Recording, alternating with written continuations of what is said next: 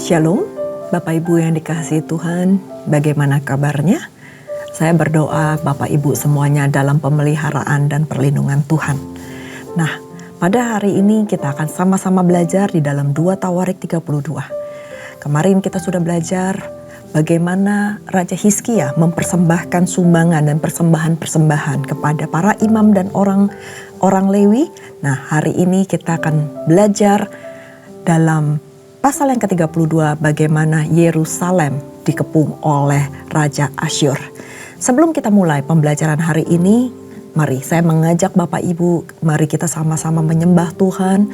Kita berdoa, minta urapan Tuhan turun, hadirat Tuhan turun dimanapun kita berada. Mari kita sembah Dia. Korea wata shanda karawata sikiko. Haleluya.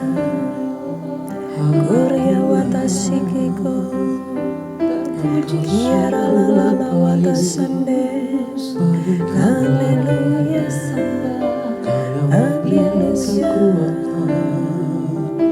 Kami bersyukur Tuhan. Kami tinggikan Engkau. Kami sembah Engkau Tuhan. Haleluya. Haleluya. Tiada yang seperti Engkau. Begitu besar dan mulia. Jalanmu tak terselangi oleh setiap hati kami. Namun satu hal ku percaya, ada rencana yang indah. Tiada terduga kasih-Mu,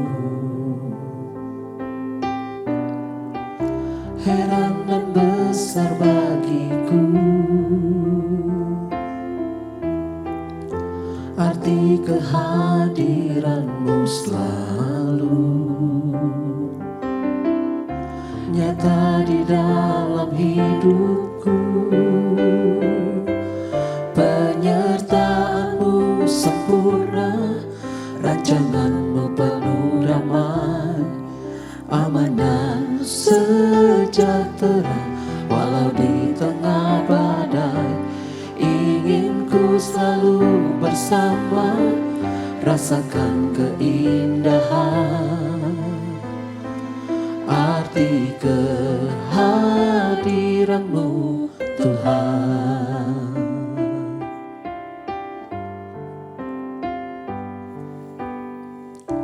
Jalan-Mu tak terselami oleh setiap hati kami. Namun satu hal ku percaya, ada rencana yang indah.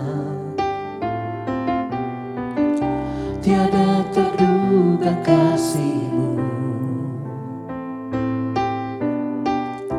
heran dan besar bagiku.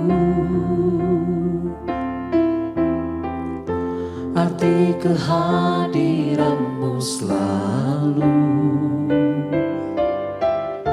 nyata di dalam hidupku. Penyertaan-Mu sempurna, rancangan-Mu penuh damai, aman dan sejahtera walau di tengah badai.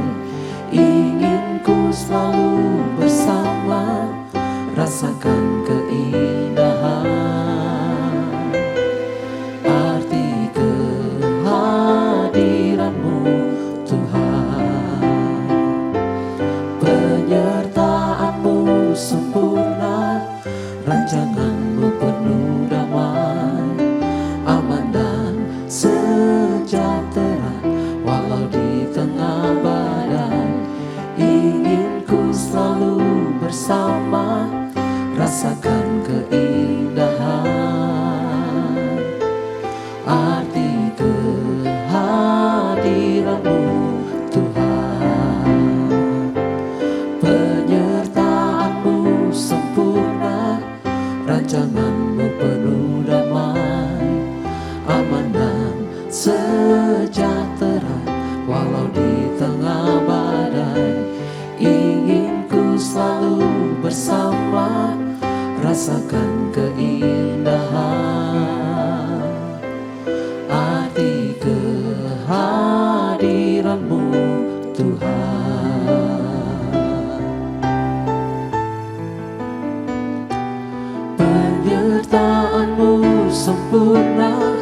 Rancanganmu penuh damai, aman dan sejahtera. Walau di tengah badai, ingin ku selalu bersama, rasakan keindahan arti kehadiranmu Tuhan. Penyertaanmu sempurna, rancanganmu penuh damai, aman dan sejahtera. Walau di tengah badai, ingin ku selalu bersama, rasakan keindahan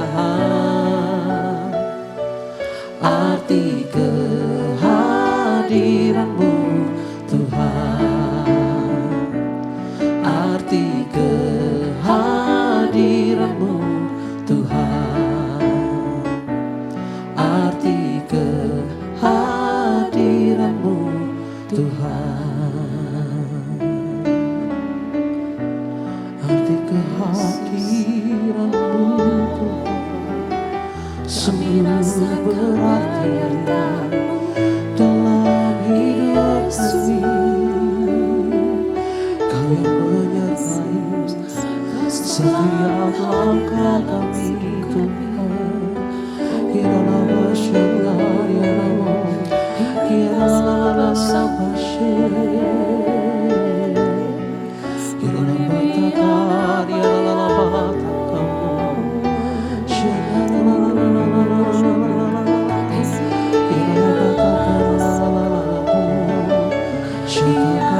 bertakar,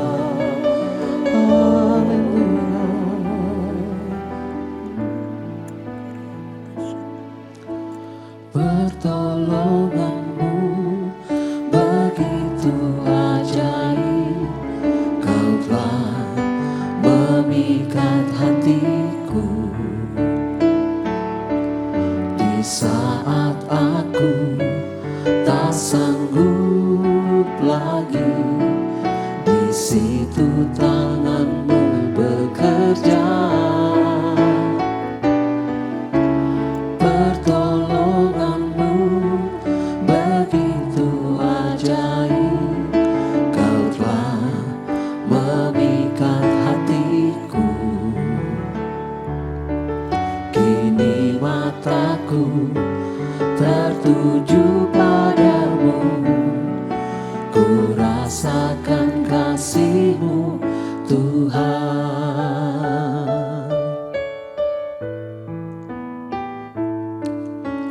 Hatiku tenang berada dekat-Mu, Kaulah jawaban hidupku.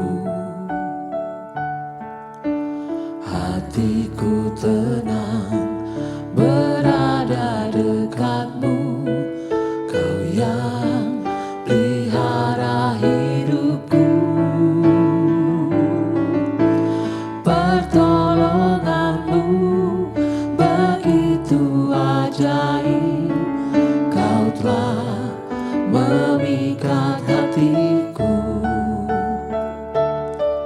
Di saat aku tak sanggup lagi, di situ tangan-Mu bekerja. Pertolongan-Mu begitu ajaib, Kau telah memikat hatiku. Kini mataku tertuju padamu, ku rasakan kasih-Mu Tuhan.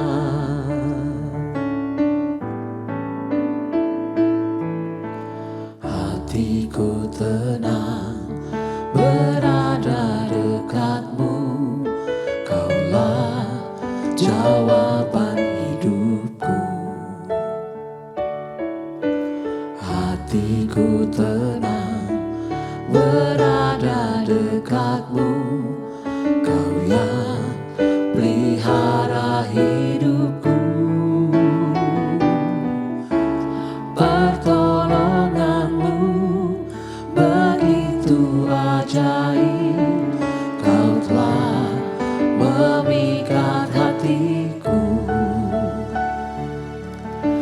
saat aku tak sanggup lagi, di situ tangan-Mu bekerja. Pertolongan-Mu begitu ajaib, Kau telah memikat hatiku.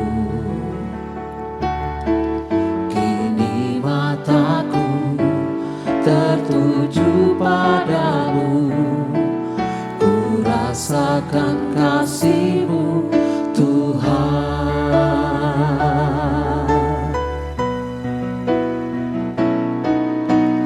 Pertolongan-Mu begitu ajaib, Kau telah memikat hatiku.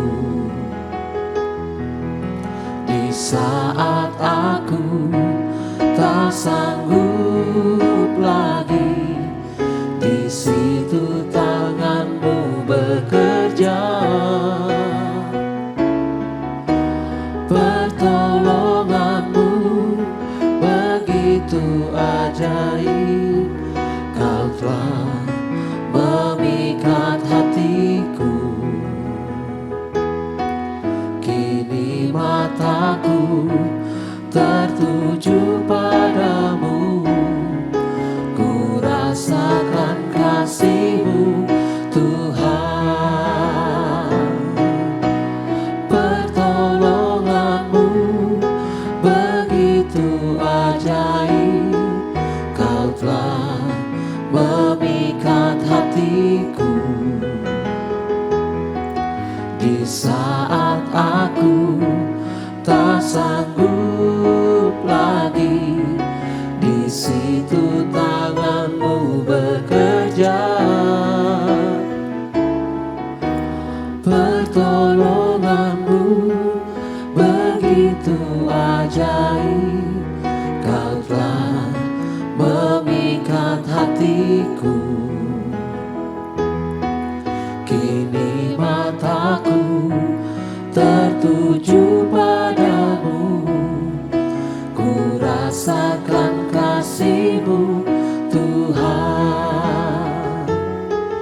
Kini mataku tertuju padamu, ku rasakan kasih-Mu Tuhan. Kini mataku tertuju padamu, ku rasakan kasih-Mu Tuhan. Kami rasakan kasih-Mu Tuhan dalam hidup kami. Kini apa syukur-Mu,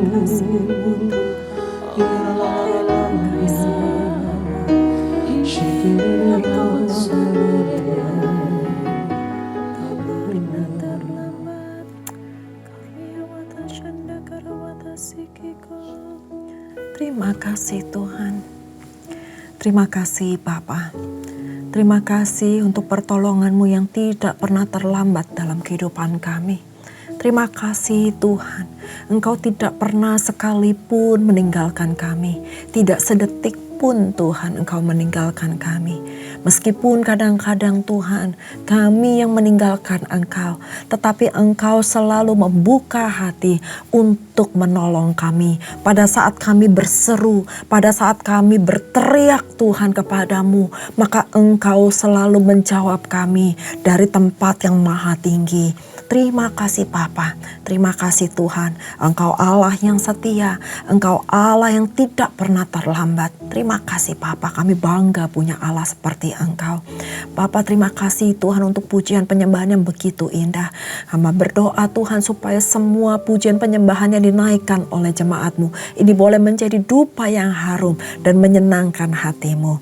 Terima kasih Bapa, urapi kami semua Tuhan, urapi jemaat-Mu Tuhan dimanapun mereka mereka berada. Berkati Tuhan, pakai Tuhan firman ini untuk menjadi bekal bagi kehidupan kami, menjadi pelita bagi kaki kami dan terang bagi jalan-jalan kami, supaya kami tahu ke arah mana kami harus tuju, kemana kami harus melangkah. Engkau yang pasti akan menyertai kami.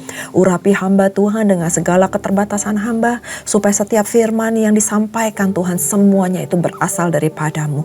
Tutup bungkus kami semua dengan kuasa darah-Mu Tuhan, supaya tidak ada satupun yang dapat mengganggu atau mencuri firman yang daripadamu. Terima kasih Bapa, kami siap mendengarkan firman-Mu. Berbicaralah, ambil alih mulai dari awal hingga akhirnya. Terima kasih Bapa, hanya di dalam nama Tuhan Yesus kami berdoa dan bersyukur. Haleluya, amin.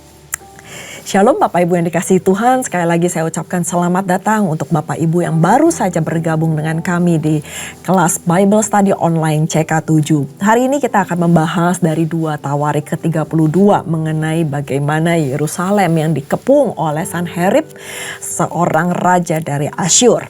Nah, sebelum kita mulai pembelajaran kita, saya akan membacakan dulu terlebih dahulu dari dari pasal yang ke-32, lalu kita akan sama-sama mengupas apa yang menjadi isi hati Tuhan melalui firman Tuhan di 2 Tawarik 32 ini. Nah, judul perikopnya adalah Yerusalem dikepung oleh Sanherib. Ayat yang pertama. Setelah peristiwa yang menunjukkan kesetiaan Hizkia, itu datanglah Sanherib, raja Asyur, menyerbu Yehuda. Ia mengepung kota-kota berkubu dan berniat merebutnya.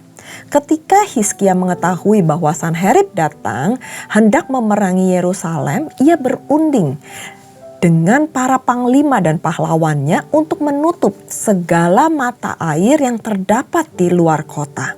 Dan mereka itu bersedia membantunya. Maka berkumpullah banyak orang. Mereka menutup semua mata air dan sungai yang mengalir dari tengah-tengah negeri itu. Kata mereka, mengapa raja-raja Asyur harus mendapat banyak air ketika mereka datang? Dengan kuat tenaga, Hizkia membangun kembali seluruh tembok yang telah terbongkar, mendirikan menara-menara di atasnya, dan tembok yang lain di luarnya. Ia memperkuat juga Milo di kota Daud dan membuat lembing dan perisai dalam jumlah yang besar. Ia mengangkat panglima-panglima perang yang mengepalai rakyat, menyuruh mereka berkumpul kepadanya di halaman pintu gerbang kota dan menenangkan hati mereka dengan kata-kata, kuatkanlah dan teguhkanlah hatimu. Janganlah takut dan terkejut terhadap Raja Asyur serta seluruh laskar yang menyertainya. Karena yang menyertai kita lebih banyak daripada yang menyertai dia. Yang menyertai dia adalah tangan manusia, tetapi yang menyertai kita adalah Tuhan Allah kita, yang membantu kita dan melakukan peperangan kita. Oleh kata-kata Hizkia, Raja Yehuda itu, rakyat mendapat kepercayaannya kembali. Sesudah itu, Sanherib, Raja Asyur yang sedang mengepung Lakis dengan seluruh kekuatan tentaranya, mengutus beberapa pegawai ke Yerusalem kepada Hizkia, Raja Yehuda, dan kepada semua orang Yehuda yang ada di Yerusalem dengan pesan, beginilah titah Sanherib, Raja Asyur. Apakah yang kamu harapkan? Maka kamu tinggal saja di Yerusalem yang terkepung ini.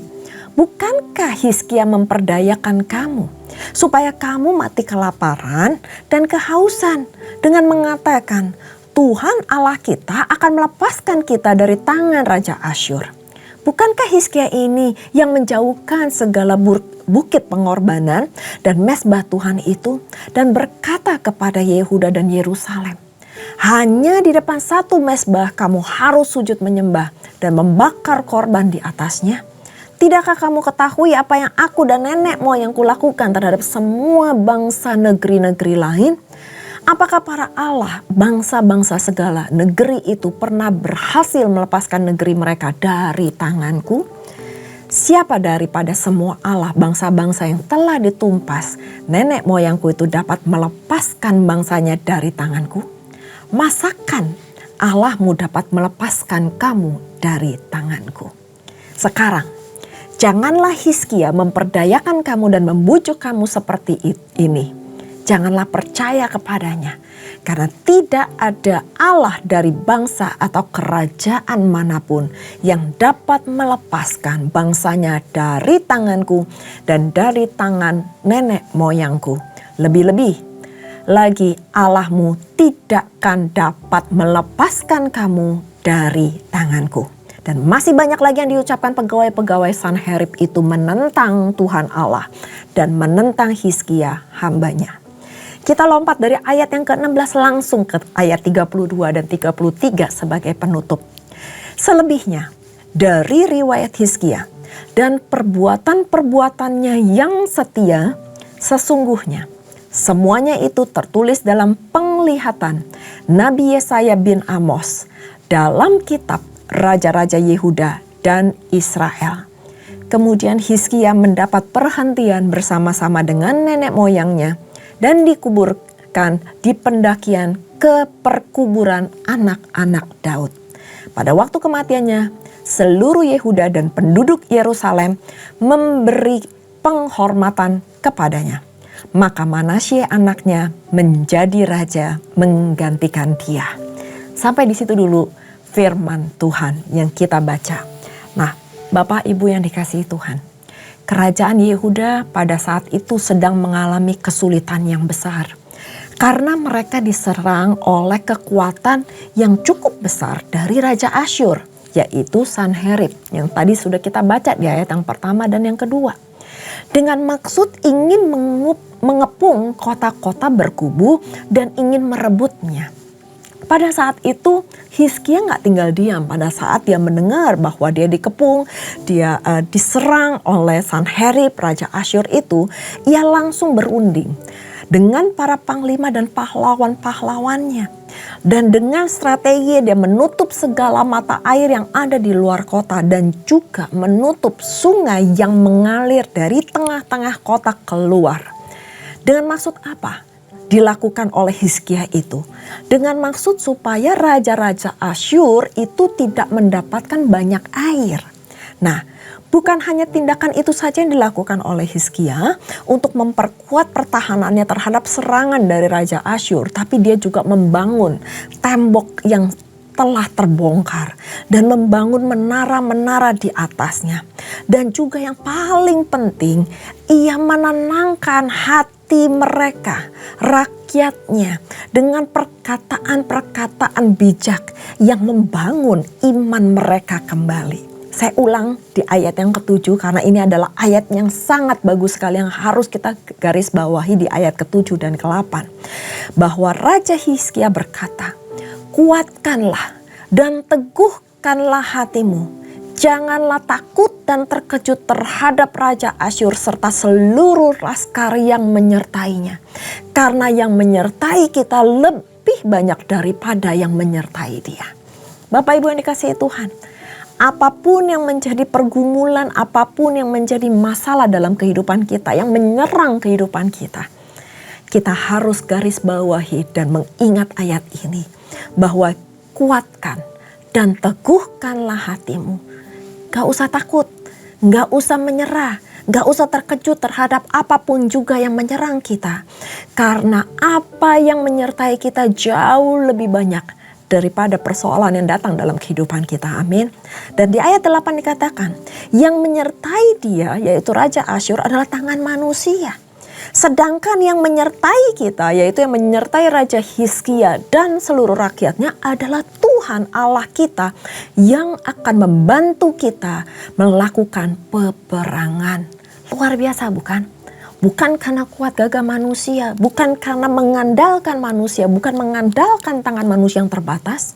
Tetapi Raja Hizkia mengandalkan Tuhan Allah yang akan membantu mereka dan melakukan peperangan bagi mereka. Wow, ini adalah dua ayat yang sangat luar biasa. Dan oleh karena kata-kata Hizkia itu, Raja Yehuda, maka rakyat mendapatkan kepercayaannya kembali. iman mereka diteguhkan, mereka dibangkitkan semangatnya oleh kata-kata bijak dari seorang raja yang mempunyai pengendalian terhadap totalitas kepada Tuhan. Raja Hizkia berserah penuh kepada Tuhan dan dia benar-benar percaya akan pertolongan Tuhan. Nah, perasaan takut ini tidak menggoyahkan kepercayaan diri dari Raja Hizkia, bahwa mereka rakyat itu yang mungkin lupa bahwa raja di atas segala raja, ada Allah Israel, Allah di atas segala Allah, dan itu adalah tempat perlindungan yang kuat. Tangan Tuhan itu pasti lebih kuat mengalahkan segala apa yang ada di muka bumi ini. Akan tetapi Raja Asyur ini tricky. Dia memakai taktik yang dalam meneror, yang menjatuhkan mental. Bukan cuma melakukan peperangan, tapi juga menjatuhkan mental rakyat dari Yehuda. Dia ingin menimbulkan kekacauan dari dalam sehingga dapat dia pikir menaklukkan kerajaan Yehuda tanpa berperang. Tadi kita sudah baca. Nah, dengan kesombongannya dia menghina, menghujat, merendahkan Tuhan Allah yang disembah oleh bangsa Israel. Dan bahkan dia juga menghina Raja Hizkia, dan dia bilang mana ada yang bisa mengalahkan Raja Asyur dari tangannya. Nah, berikutnya adalah perikop di mana doa Hizkia dan Nabi Yesaya yang kita akan baca bagaimana Yerusalem luput dari tangan Sanherib setelah Sanherib menghina Tuhan Allah yang disembah oleh Raja Israel. Wow, ini sangat luar biasa. Perikopnya aja Yerusalem luput dari tangan Sanherib. Apa yang terjadi? Ternyata Tuhan mengirimkan malaikatnya untuk melenyapkan semua pahlawan yang gagah perkasa yang ada. Ya, Tuhan punya begitu banyak cara, begitu banyak mujizat-mujizat yang Tuhan mampu lakukan untuk memerang semua musuh-musuh kita. Nah, sehingga pemuka-pemuka, panglima-panglima yang ada di perkemahan Raja Asyur itu, mereka dengan malu kembali ke negerinya. Dan akhirnya ditewaskan oleh pedang oleh anak-anak kandungnya sendiri ketika mereka masuk ke rumah Allahnya. Dan di ayat ke-22 dikatakan, demikianlah Tuhan menyelamatkan Hizkia dan penduduk Yerusalem dari tangan Sanherib, Raja Asyur, dan dari tangan semua musuhnya. Dan garis bawahi, Tuhan mengaruniakan keamanan kepada mereka di segala penjuru. Dan ayat 23 dikatakan, banyak orang membawa persembahan ke Yerusalem untuk Tuhan dan barang-barang berharga untuk Hizkia, Raja Yehuda. Sejak itu ia diagungkan oleh semua bangsa. Sampai di situ perikop yang Yerusalem luput dari tangan Sanherib. Kita lanjutkan kepada perikop tahun-tahun terakhir dari pemerintahan Hizkia. Nah, kalau tadi ditutup di ayat ke-23 bahwa Hizkia diagungkan oleh semua bangsa karena kemenangan besar telah terjadi. Hal itu membuat Hizkia menjadi lupa diri dan dia menjadi sombong karena kemenangan demi kemenangan. Dan di ayat 24 dicatat bahwa Hizkia jatuh sakit sehingga hampir mati. Ia lalu berdoa kepada Tuhan dan Tuhan berfirman kepadanya dan memberikan suatu tanda ajaib dan kesembuhan terjadi. Lalu Hizkia tapi tidak berterima kasih kepada Tuhan. Dia bukannya datang kepada Tuhan yang telah memberikan kesembuhan, tetapi dia malahan menjadi angkuh. Dia menjadi sombong karena dia pikir dia sudah sembuh, dia sudah menang dari peperangan. Dan akhirnya Allah menjatuhkan murkanya atas Hizkia dan rakyatnya. Ingat Bapak Ibu bahwa kesombongan adalah awal dari kejatuhan. Dipuji manusia itu bisa membuat kita sombong. Dipuji Tuhan itu yang mantap. Jadi hati-hati pada saat kita menerima pujian. Jangan sampai pujian itu membuat kita menjadi sombong. Tetapi biarlah pujian itu hanya untuk Tuhan saja. Pada saat kita lanjutkan pembacaan kita. Pada saat Hizkia sadar akan kesombongannya, lalu Hizkia berserta seluruh rakyat merendahkan diri di hadapan Tuhan, sehingga akhirnya muka Tuhan tidak menimpa mereka di zaman Hizkia. Itu kita bisa baca sama-sama nanti pada saat ini selesai di ayat ke-26. Dan akhirnya Tuhan Allah memulihkan kondisi kembali umatnya.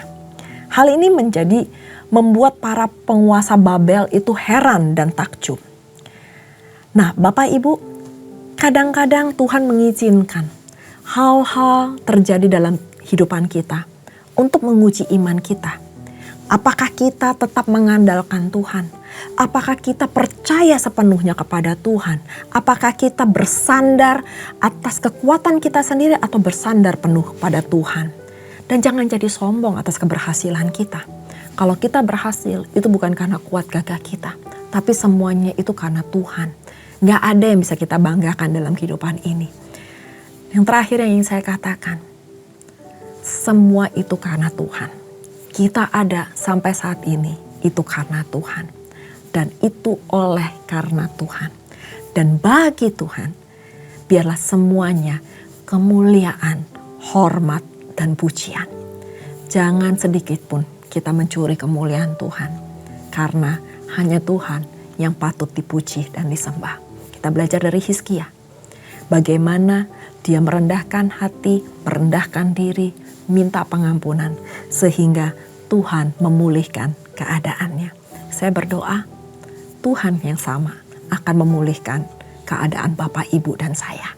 Dimanapun kita berada, tetap miliki kerendahan hati. Karena bukan kita yang melakukan, bukan kita yang menang, tetapi karena Tuhan menyertai kita. Tuhan yang berperang untuk kita. Sehingga mujizat demi mujizat terjadi dalam kehidupan kita. Amin. Mari kita berdoa. Bapa kami yang baik, terima kasih Tuhan, di mana kami boleh belajar bagaimana Hizkia, seorang Hizkia yang begitu mengandalkan Tuhan dan akhirnya dia boleh menang dari peperangan yang besar yang terjadi. Dan bagaimana Tuhan menolongnya dari sakit penyakit sehingga dia boleh sembuh. Tapi satu hal yang kami belajar pada malam hari ini Tuhan, apapun yang terjadi dalam kehidupan kami, kemenangan demi kemenangan, mungkin mujizat, mungkin keberhasilan apapun Tuhan yang kami terima. Kami tahu itu bukan karena kuat gagah kami, tapi itu semuanya karena Engkau. Karena perkenanan Tuhan turun atas kami, karena pertolongan Tuhan turun atas kami. Bukan karena tangan manusia, bukan karena kekuatan tangan kami sendiri, tapi karena tangan Tuhan yang menyertai kami. Tangan Tuhan yang berperang untuk kami. Maka dari itu Tuhan, ajar kami untuk memiliki kerendahan hati Tuhan. Dalam setiap aspek kehidupan kami Tuhan, biarlah Tuhan, pujian itu hanya kami berikan untuk Engkau. Untuk hormat kemuliaan nama-Mu. Terima kasih Tuhan, kami sadar Tuhan, kalau Tuhan ada di pihak kami, siapa lawan kami? Gak ada Tuhan yang lebih besar daripada Engkau. Gak ada yang sanggup melawan Tuhan Allah kami yang hidup. Terima kasih Tuhan, Kau berkati setiap jemaat-Mu Tuhan. Dimanapun mereka berada, mereka yang saat ini sedang mengalami pergumulan hidup, Tuhan Engkau akan tolong mereka satu persatu. Engkau menjawab setiap doa-doa mereka tepat pada waktunya. Yang sakit Engkau sembuhkan di dalam nama Tuhan Yesus. Yang mengalami pergumulan Tuhan, Engkau Tuhan yang membela mereka tepat pada waktunya. Terima kasih Tuhan, terima kasih. Dan biarlah Tuhan, semuanya Tuhan, apa yang terjadi dalam kehidupan kami ini menjadi kesaksian untuk hormat kemuliaan nama Tuhan. Bukan karena kami mendengar kesaksian demi kesaksian dari orang lain, tapi kami mengalami Tuhan dalam kehidupan kami. Terima kasih Bapa, terima kasih Roh Kudus urapi, materaikan setiap firman ini dalam kehidupan kami. Terima kasih Bapa, dan sebelum kami berpisah satu dengan lainnya, kami rindu untuk menerima berkat yang daripada-Mu. Bapak Ibu yang dikasihi Tuhan, mari sebelum kita berpisah satu dengan lainnya, kita sama-sama menerima berkat yang terindah daripada Tuhan. Kita angkat tangan kita dan kita terima berkat. Terimalah berkat yang berlimpah-limpah dari Allah Bapa, kasih karunia di dalam anaknya yang tunggal Tuhan kita Yesus Kristus, dan persekutuan manis dengan Roh Kudus menyertai Bapak Ibu sekalian mulai saat ini sampai Tuhan Yesus datang untuk kedua kalinya, menjemput kita di awan-awan permai dan bahkan untuk selama-lamanya. Mari kita yang sudah menerima berkat sama-sama katakan amin. Tuhan Yesus memberkati. Shalom.